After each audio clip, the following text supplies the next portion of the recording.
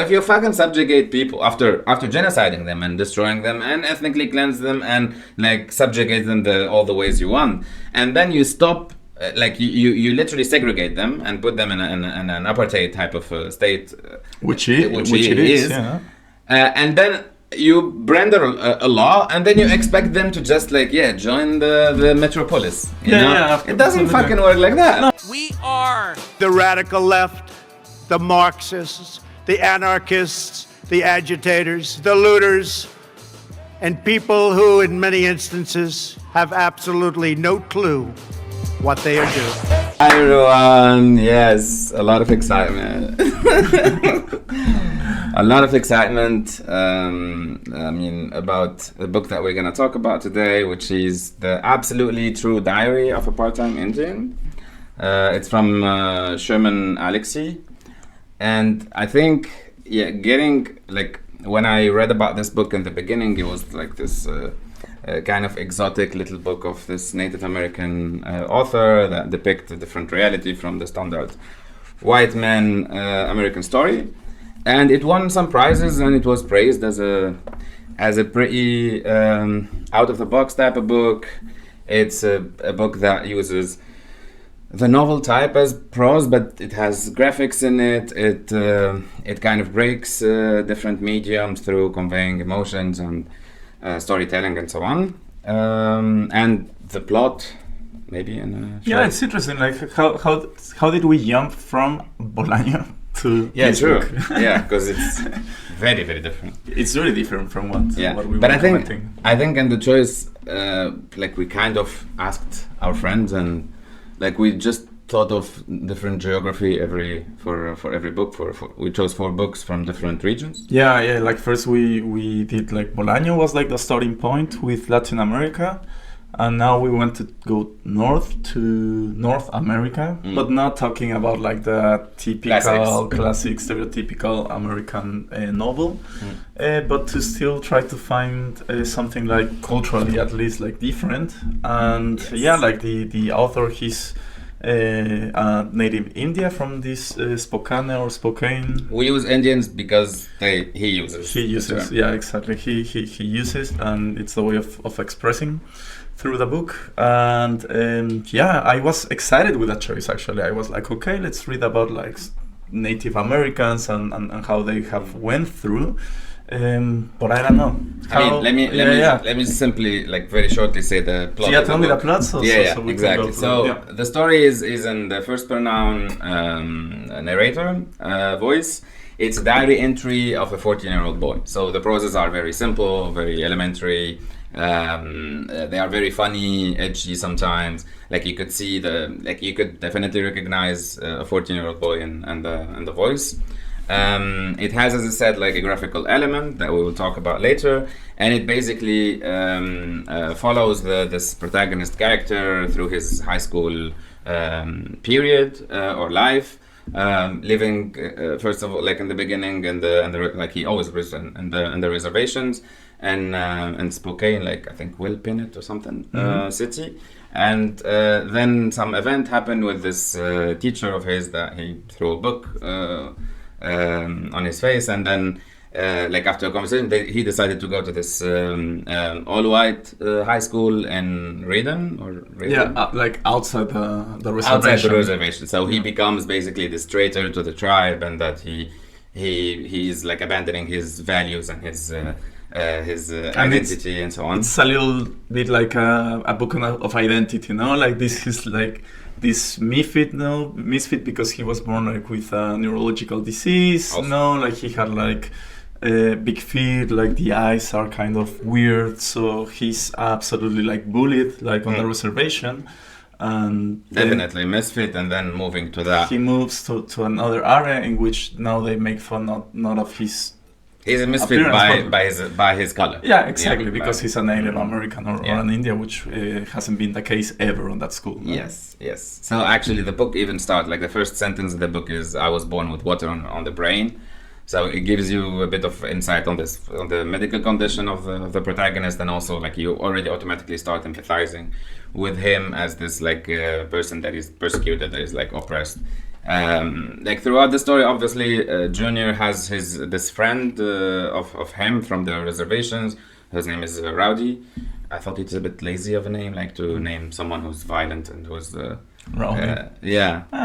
We'll go through to the language anyway. After. Yeah. But so he goes to this reservation, and then basically the story gets into his life in the high school with all white people, and meeting the girl and playing the basketball game, and thinking of going outside of the reservation, and basically of this thriving and transcending your social condition, or what I call class condition. Which the idea is to give us like an insight on life inside the reservation, you know, and he talks about like the alcoholism in the reservation, like people without a lot of problems, and all the poverty that they live, and this idea of suffering and going through that social kind of next stage, you know. Yeah. I mean, the book covers those topics, like they cover poverty in the reservation. They talk about gambling, addictions in general. They talk about isolation, about the identity struggle that Native American live in, like people depossessed from their gods, from their language, from etc.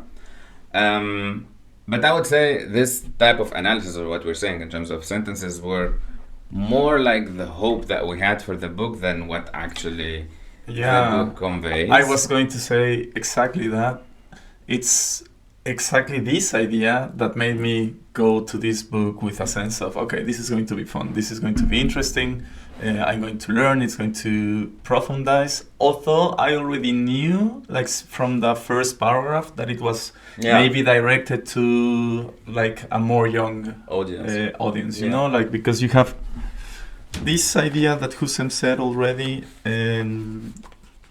like of how can you describe like a sketch or like a sketch of a cartoonish that follows like the book. And even I thought like, okay, if it's the writer who is doing like this comic book drawings, then it's going to be interesting. Like you have something else, but no, spoiler alert, he doesn't does these drawings. So let me tell you just the name of the cartoonist, who is Ellen Forney.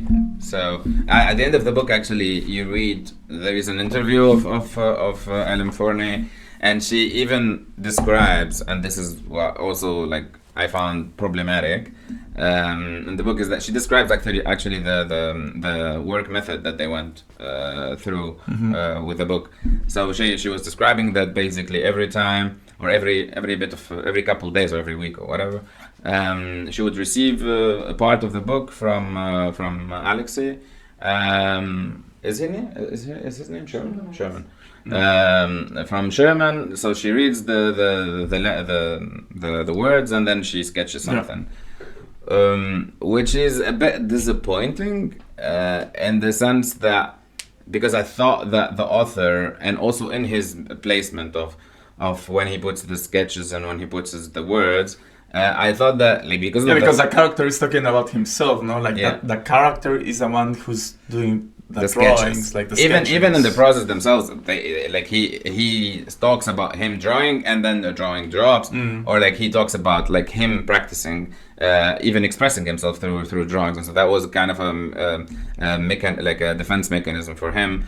But also, I thought that the writer implicitly also was playing with mediums, in the sense like sometimes instead of presenting a situation or a particular character, he would draw it and then put it in the beginning, and then talk about, so you have like that pre-established image, and then you start like putting the words on it. And sometimes where he like goes through detailed description of his friend, for example Rowdy or Penelope or so on, and then he puts like a portrait picture in the beginning. And I was like, okay, this is good, but actually it wasn't the case. It's just describing with he actually wrote the whole book, and then absolutely, and then he got the drawing, and but well, also like from the beginning you realize like in the language that is for a younger audience, not only because the protagonist of the book is like 14 years old, so I think that's something that he achieves as a writer, bringing this 14-year-old voice, short sentences, monosyllables, like this cool kind of talk, and I think that can attract a lot of public also. So in this sense, I think that's an achievement, and one could argue, okay, maybe he doesn't go that deep in the critique of the narrative or what is happening in the reservation because he's just a 14-year-old kid. But then here's when the author voice has to come, you know? Or I don't know, what do you think about it? I think you brought a great point, and there is a bit more of discontent from my side to this literary proposal, let's say. Is that, you know, it is very brilliant to be able to write 14-year-old voice that sounds real, that sounds true, or you would guess that it's a 14-year-old boy that wrote that.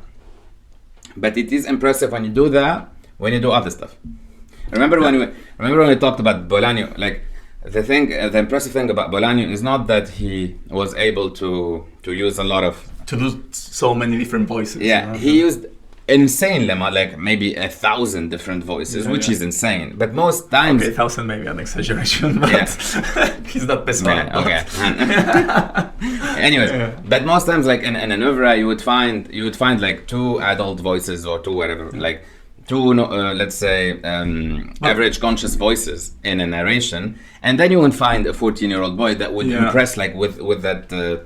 contrast. Yeah, exactly. And also I think even his characters or other writer that builds really good characters, like you can read between the lines, you know, like even if the character itself is not analyzing certain things with its voice, the atmosphere, what happens, how he reacts to what happens already tells you about how the author himself thinks. Yes, you know? Like you don't necessarily have to say a statement that is very socially conscious or mature or something. You can show the immaturity, for example, of a character through an event that happens to him that conveys an image to the reader that she should understand this or that. He there wasn't that at all, and also even the character that he uses through the path, like. There are a lot of them that are youngsters, like you hear a lot of like Rowdy, you hear like other friends, like his other friends, but also even the characters like his mom and his dad, although they are present in the narration, but they are not present in the dialogue. Absolutely. They are not present in the writing. Like you don't find them. You find only talks about them or sketches about them. So there is no voice of them. And then I think this is how you come in contact with how an author thinks. Like I heard 2 interviews from him after, and you realize it's not a problem of working, but it's also like a problem of, I wouldn't call it problem of thinking, but like his appreciation of the effects were for me kind of disappointing, no? Because being like this Native American that is going to write about the life on the reservation, but you hope that at least it makes you, the reader, understand how this reality was imposed by like a political system, and he never tries to go beyond that. Like he never tries to throw like a critique on what is. It's almost buying the narrative from the white Americans, you know? I mean, it is very, let's say, disappointing. Definitely to read how there is no questioning whatsoever of the element of language, like the element of language that are used in American society today about Native Americans are the same element of language that are used here. Like you don't same. Like I don't know. Do you wanna maybe like give some big like some background on the like for example for me because for me for example like when I start reading the book, I don't know the term, for example, reservation, never knows particularly. So I was expecting like through the book that okay, I'm gonna maybe he's gonna tell me he's gonna tell me a bit of details, but there was nothing. So if you want like to get absolutely, like for people that are not acquainted of in the US, they have like these natural protected areas kind of that are called reservations, as if it was like a place to keep protected like the different Indian communities. But what they don't tell you about it is that in the 18th century, when the U.S. or like the white Americans started like expanding to the west, they started like pushing like all communities to absolutely, like they are going to appropriate from this land, and they send them to these little chunks of land where nothing grows, thousands of kilometers away from their actual places, from their cultures, their roots, their gods, like everything. And in places where there are like no resources, and we say like, yeah, we are protecting you in this little circle. You can't leave it.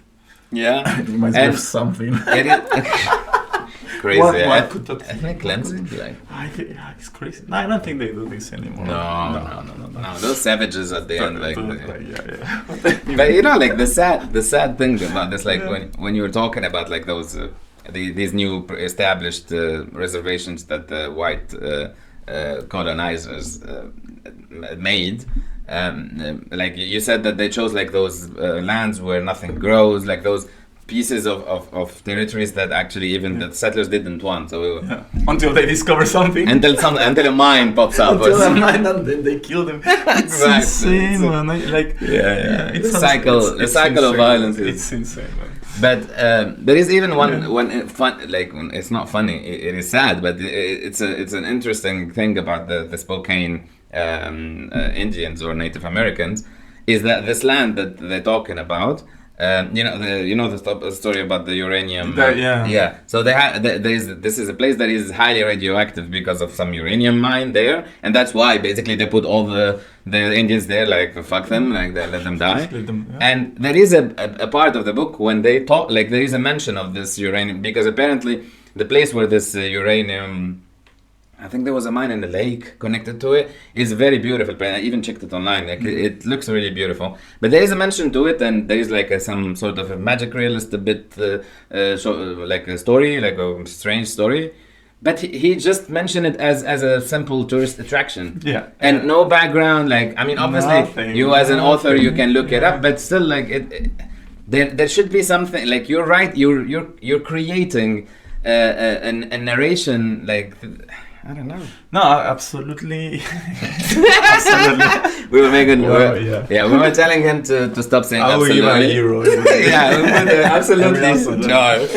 But to understand a little bit, because one would say like, okay, this could be like the past of the origins, but nowadays like they have their casinos, no, which is like the famous thing, and this is the American narrative, and they are lazy, they drink, they have casinos, they make let's go to some facts, because this podcast is about facts, of course, not opinions. Not at all. Like, zero backing, zero sources.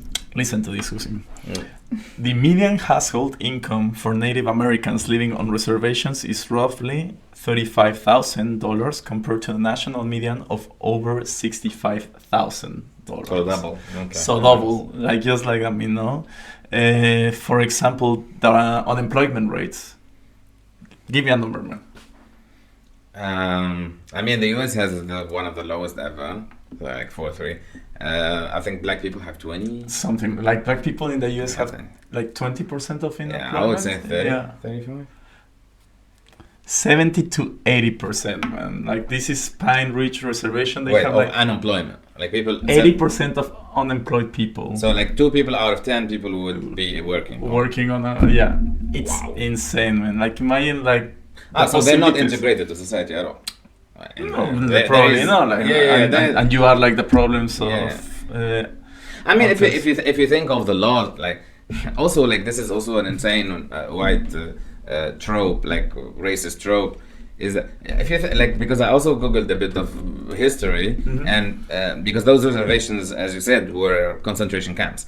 Like in the beginning, when they were established in the last 19th century, beginning in the 20th century, you couldn't move out. You don't have the choice to go around. Like, you can't leave it. And I think even voting for Native American games in the 20s, I think even, or something like that. But like there was like waves of selective even free movement. There were not always like free movement. It was so if you fucking subjugate people after genociding them and destroying them and ethnically cleanse them and like subjugate them all the ways you want, and then you stop like you literally segregate them and put them in an apartheid type of state, which it is. Yeah.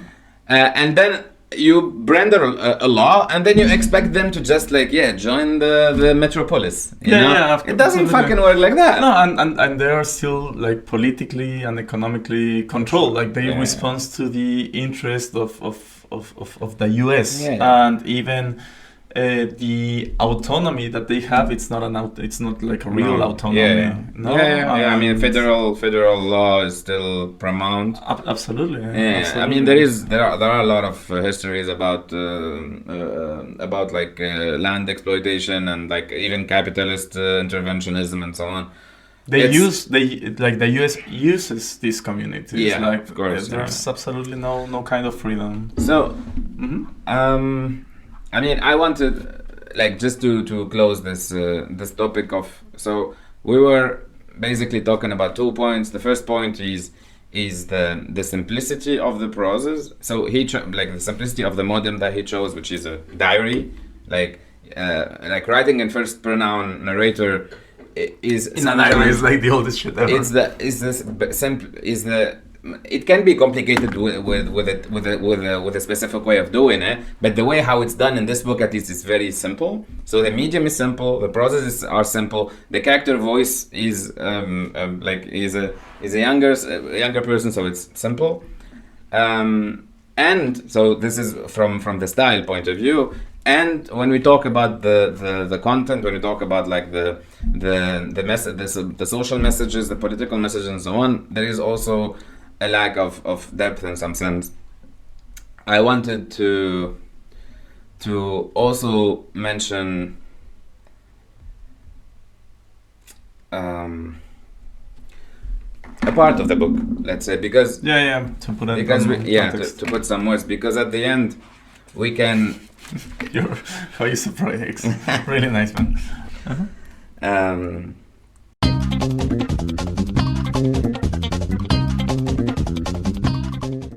Did you think about the title? Why is it called Absolutely True? Mm-hmm. Why part-time? Exactly. I mean, that's what he's implying. You know. This is the part that I was going to read, which is in some sense a co-op. Like he's opting out of being an Indian, or he doesn't want to be. If you want to use the fancy. Read it. Yeah. So he says, my mother and father held hands and kissed each other. You can't make out in a graveyard, they said. Love and death, my father said. It's all love and death.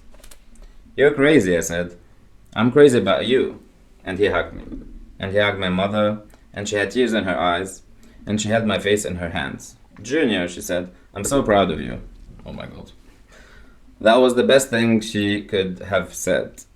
In the middle of a crazy and drunk life, you have to hang onto the good and sober moment tightly.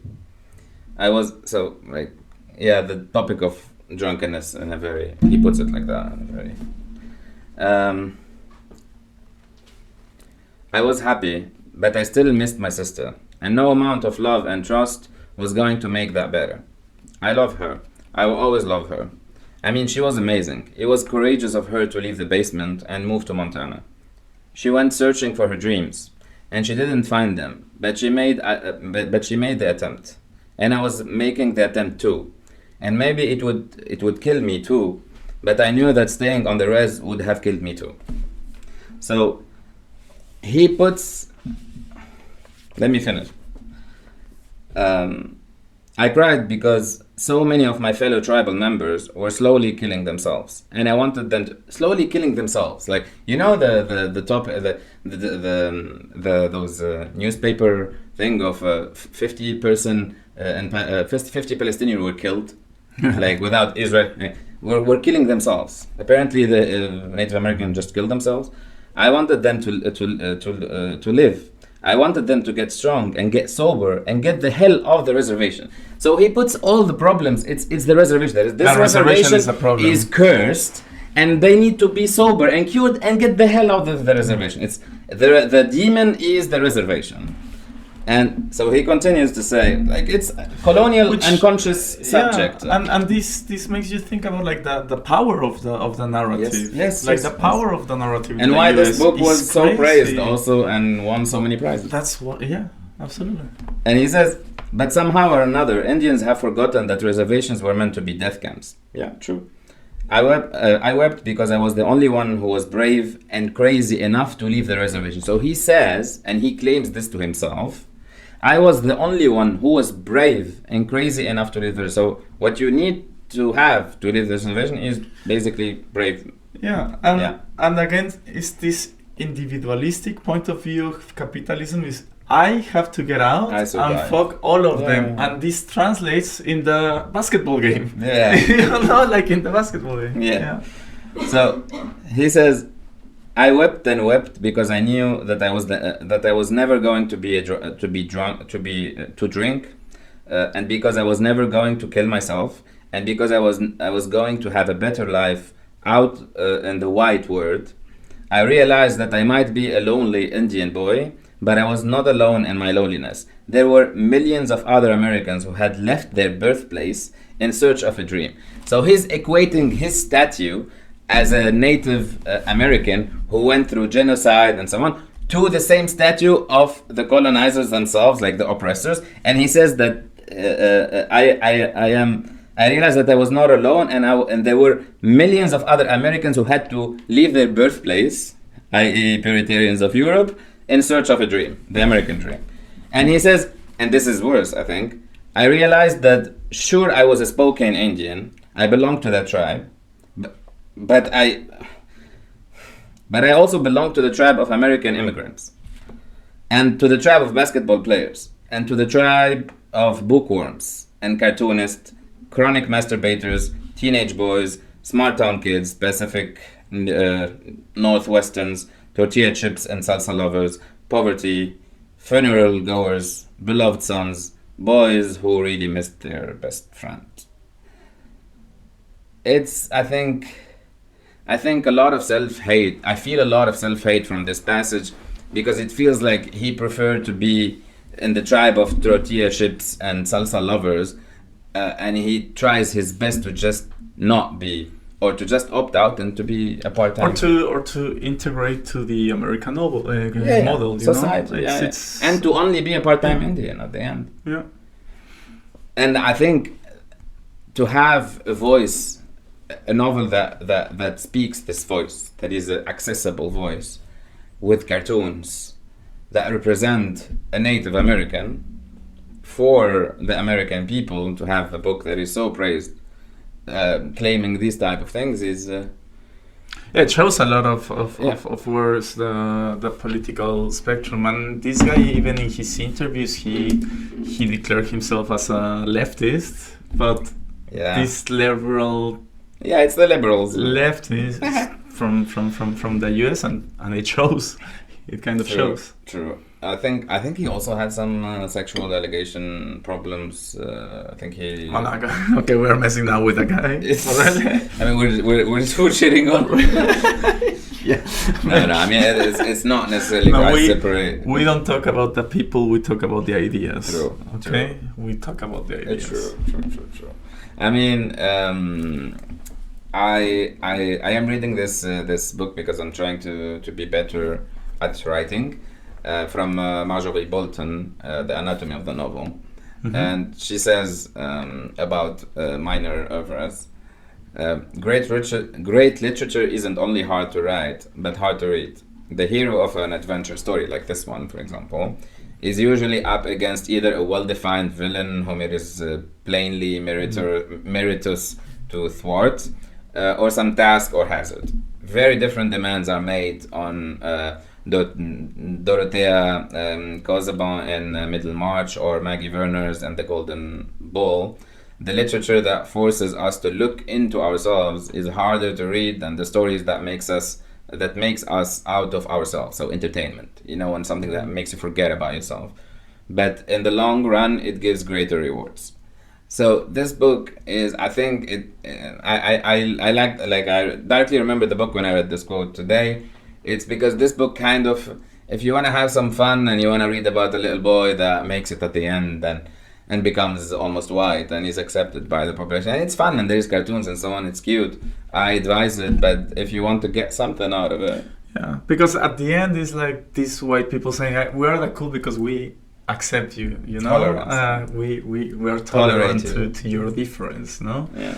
And I think that the passage you read is absolutely, for me, what's the value on literature and on big pieces. This was like a discussion with my mom yesterday. Literally, we were talking about like the book. She asked me, "Hey, you're writing like a novel," and I was like, "Yeah, but I'm doing this. I'm going to these dark places that I don't know if I should like go there." And she was like, "Well, like you have to think that people have to read it. You know, everyone wants to be feeling like this and go on." So yes, yeah, but the books I would like to write. It's for the people that want to feel like that something moves, you know, and that's the literature that I have pursued to read all my life, you know, this that touches you or touches something important on you.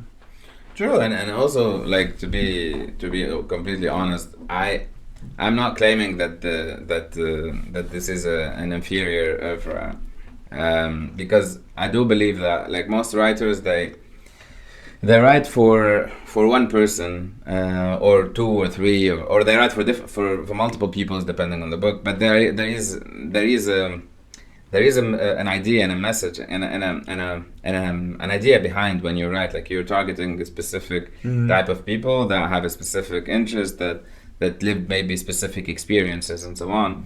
And so it's normal that a book can touches me like or that relates with me way more.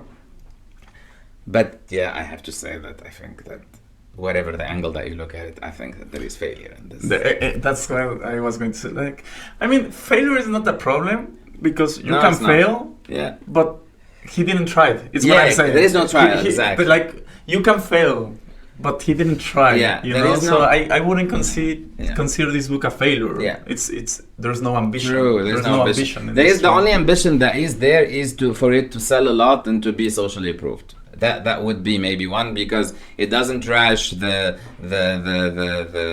white Americans. It doesn't trash the Native Americans. It's a consensus type of book. I mean, let's now I think thinking about the interviews I read, like let us not forget that this book is practically autobiographical. You know, so he's narrating his experience in that sense, like.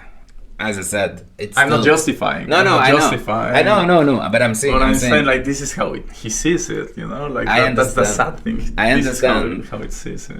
And I would even say that it's normal to see it that way for a 14-year-old boy. But you are the author, and so when you do an autobiography, you're not trying to convey what you thought when you were 14. You're trying to comment on your life, and to have a critical view of but maybe that's his limit, you know. That's the problem. Not everyone goes there also. I think he's somebody that doesn't go there in that sense. But anything else that we have to cover? No, I was going to throw like some numbers and stuff, but we already talked about it. Still interesting to go through it. At least I learned a lot of stuff, reread a lot of stuff. Definitely. Historically speaking.